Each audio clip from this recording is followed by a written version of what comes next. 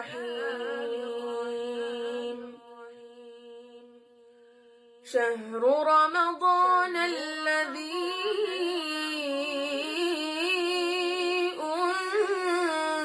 أنزل فيه القرآن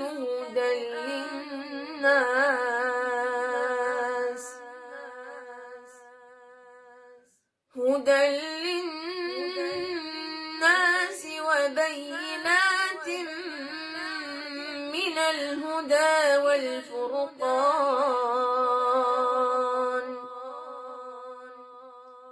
فمن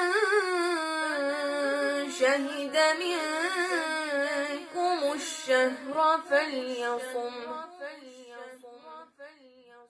ومن كان مريضا أو على سفر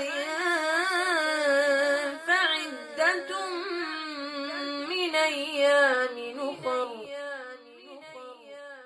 يريد الله بكم اليسر ولا يريد بكم العسر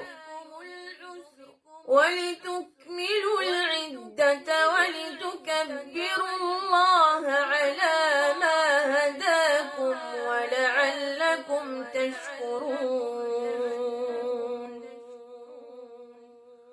وإذا سألك عبادي عني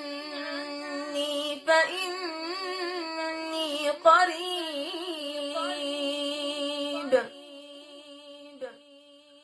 أجيب دعوة الداعي إذا دعان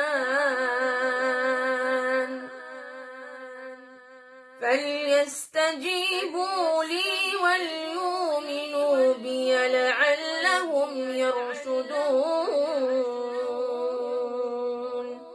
صدق الله العظيم.